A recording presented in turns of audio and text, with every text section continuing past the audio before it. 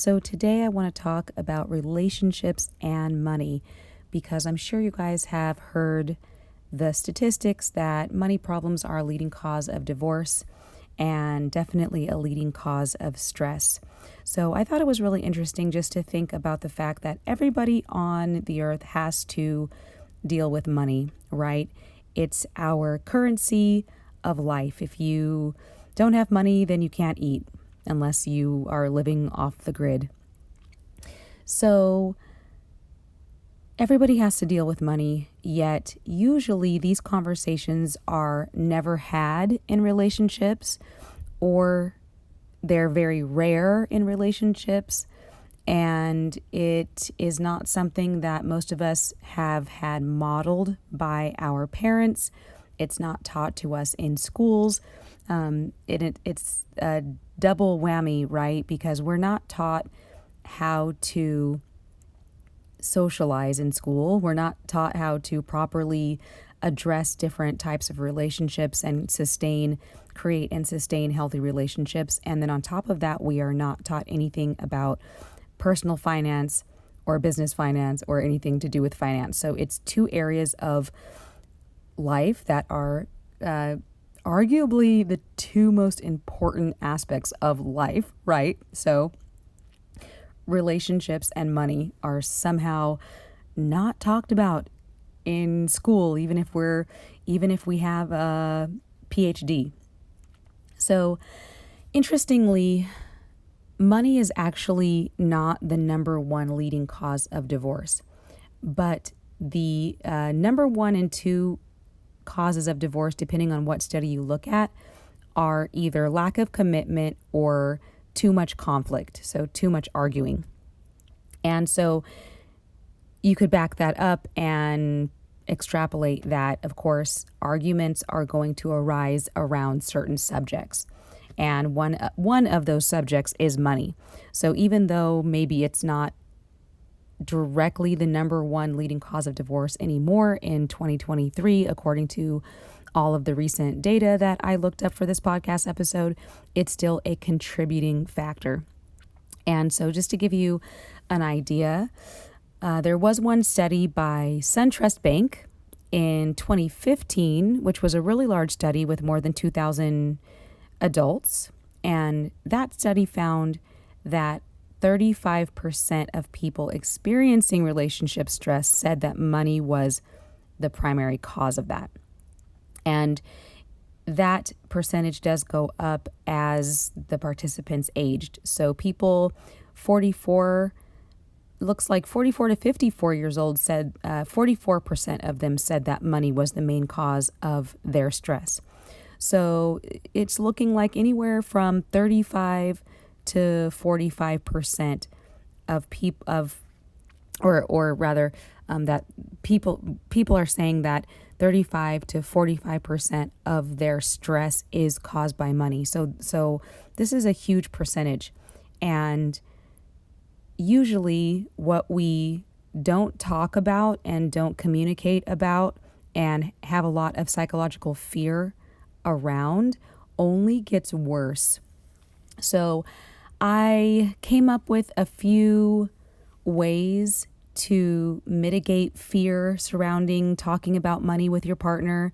And I know that it can be very, very daunting, and how do you approach it, and depending on that person's temperament and when is the right time to approach it and all that stuff. But you know what? Look, guys, we're adults.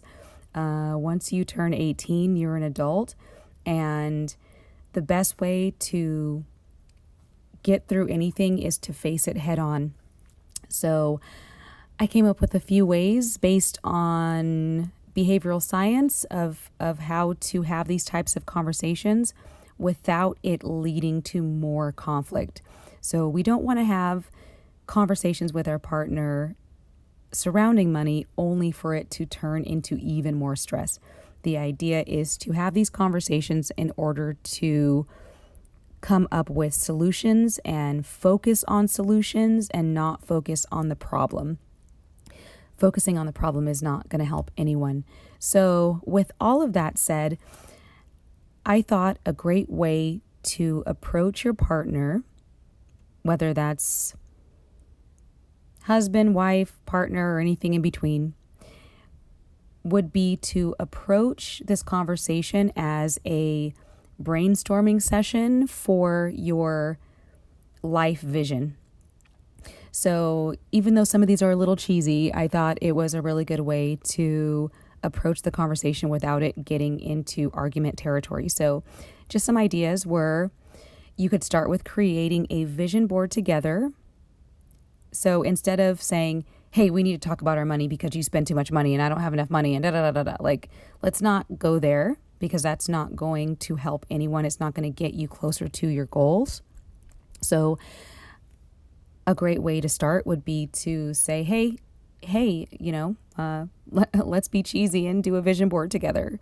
And the idea with that would be to create a vision board, create a bucket list, maybe a goals list and a timeline, and then work backward from there. So if you started with a bucket list, let's say maybe on your bucket list is to purchase a home in Newport Beach, California. Well, put that on your vision board, put that on your bucket list, and then work backward from there with your partner by asking open questions like, let's not focus on the problems right now. Let's focus on creative solutions to get us closer to these goals. And you could write a list, a blank list numbered 1 through 10, and start filling out and brainstorming ways for you both to head in that right direction together. And of course, with any kind of bucket list or vision board, of course, money is going to come into that because, if you want that perfect, if you want a dream vacation once a year, or you want a summer house in Italy, or you want whatever it is that you want, then you're going to need funds in order to be able to do that. So, of course, along with that, you could obviously say, hey, one of the solutions to getting our dream house is to create a monthly budget. And the reason why we would want to do that is because we want that beautiful home for our family. And that's why we need a budget to do that, right? So working in this way, I feel, is a much more positive and light way to approach this subject and to come up with a mutual plan that works for both of you instead of just attacking the other person for what they're doing wrong, because we all have to remember that sometimes we don't know what we're doing wrong. So approach it from a positive direction as much as you possibly can, and keep in mind that no one wants to be ridiculed. So don't make this into a bashing and blaming session. Make it into a session where you both are working toward making your dreams a reality. And hopefully when you approach the conversation like this, hopefully it'll be a lot lighter and you guys will come up with much better creative solutions to your life goals and your money goals. Another couple of things that I would recommend is it's totally okay and recommended to plan your conversation ahead of time. Take some time to yourself to stop and meditate and be in silence with yourself. Go for a walk. And it's okay to practice what you're going to say. It's okay to write down your thoughts, speak them out loud to yourself first, prepare for how you're going to approach this. Get yourself into a calm and happy state. And just remember that this conversation is so that you can achieve your vision, your life vision. And just keep that in mind, keep that dream in mind, and let that excitement come to you, because once you take responsibility for your financial health, that's when all of your puzzle pieces can come together, because you're taking responsibility for one of the most important aspects of being an adult. Another suggestion, which a lot of you probably heard of this before, but to use I statements instead of you statements. So that means saying things like, I feel concerned about our savings and I think we need to set a budget. as opposed to you spend too much money and you're wasting all of our money. And because of you, we can't do anything. We can't have nice things and like that. And this comes from research in more effective communication. So just saying, I feel like da da da da da, or I feel concerned that we might be not heading in the right direction. Let's sit down and do our budget and make sure that we can pay all of our bills on time, and let's catch up on payments and everything like that. And then, of course, another suggestion is just to try your absolute best to be empathetic and open-minded during this conversation, and to, like I said before, maintain that positive atmosphere, because your partner does have a different perspective than you. And it's always good to find ways to validate their feelings, because we all want to feel validated, right? We want to feel heard. So you have to listen to your partner and be ready to compromise, because that is the essence of what a relationship is. It's compromise. It's maybe you're not going to get every single tiny thing that you want, but you can find a nice middle ground. And the goal is to work together, and just keep mentioning that you want to focus on solutions. So solutions, and to write it down. A vision board is just such a great way to do it, because you can make it beautiful and fun and creative, instead of it being just looking at a spreadsheet or something like that. So I really hope that you guys were helped by this. So again, just to recap, number 1, take time to yourself. Be in silence with yourself for a few days and plan and prepare how you want to approach it, what you want to say. Plan and prepare about what your vision is for your life first, and be prepared to come to that conversation and ask your partner to sit down in this conversation talking about finances from a very, very positive place, and coming from how can we work together to achieve our life vision and our bucket list. Another thing, use I statements instead of you statements. And lastly, remember to be empathetic, open-minded, and be ready and willing to compromise, to work together to find a solution to achieve your greatest life goals. And with that, we are actually having a rapid credit repair workshop. And that is on meetup.com under Millionaire Mentor Method. You can go ahead and look at that. That's going to be on next Thursday. That's going to be Thursday the 25th. And this is actually our first credit workshop. And I really don't want to become the credit repair lady or anything like that. But especially in this economy, we have been taught, or maybe we've heard, cash is king, but that's just not true. Credit is king, because how many people in America were born with $30 million? So if you weren't born with $30 million, which most of us aren't, most of us weren't, right? And not saying that you need that much in order to be happy or anything like that, but I'm just giving an example. You need leverage in order to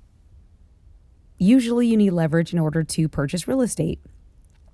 And as we all know, many of our millionaire mentors in our community got that way through real estate. And how did they get that way through real estate? Did they just go and purchase a house that was $500,000 cash? Most of them did not.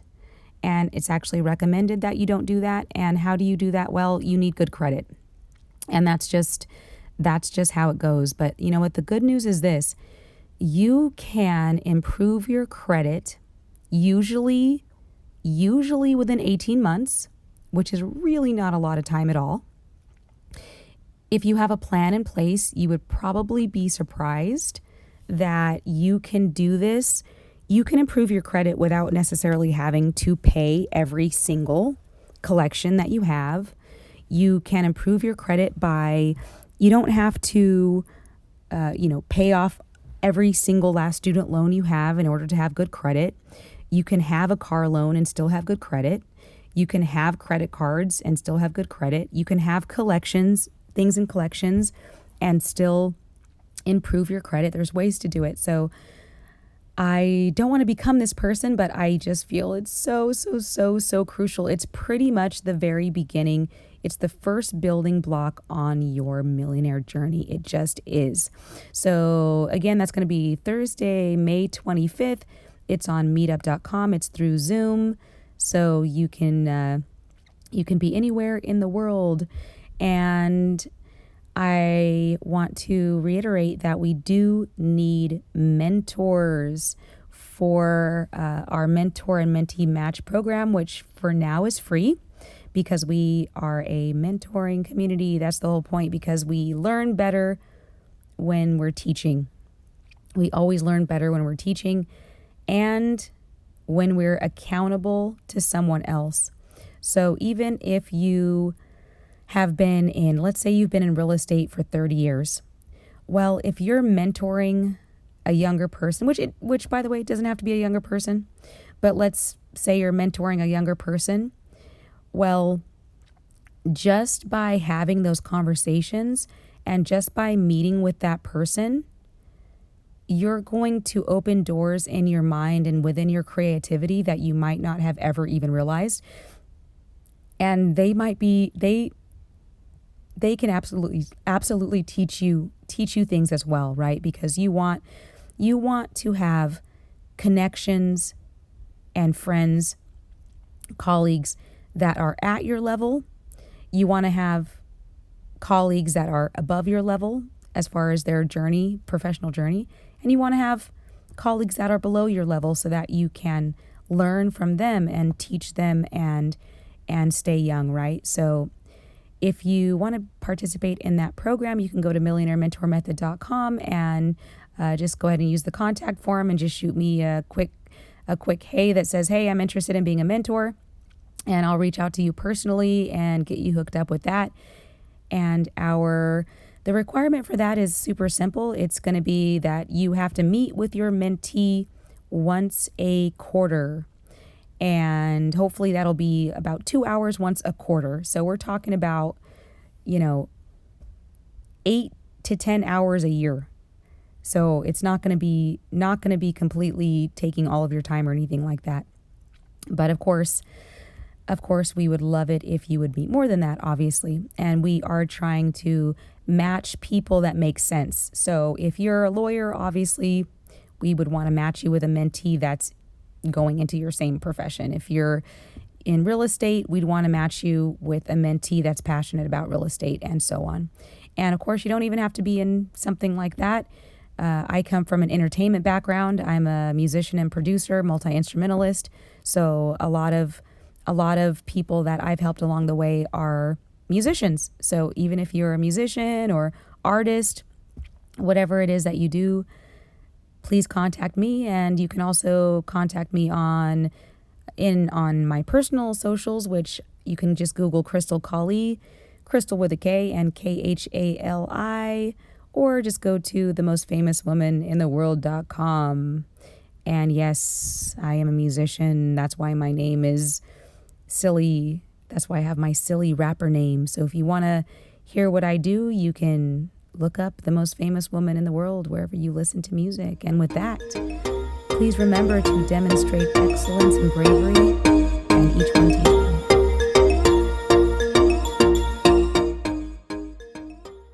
The information provided in this podcast is for educational and entertainment purposes only and should not be construed as financial advice, investment advice, or medical advice. The host is not a financial advisor nor a medical doctor or licensed therapist. Any financial or medical decisions made based on the information in this podcast are made at the listener's own risk. It is recommended that listeners consult with licensed professionals such as CPAs, financial advisors, and licensed physicians before making any investment or medical decisions. The host and creators of this podcast accept no responsibility or liability for any loss or damages incurred as a result of the information provided in this podcast.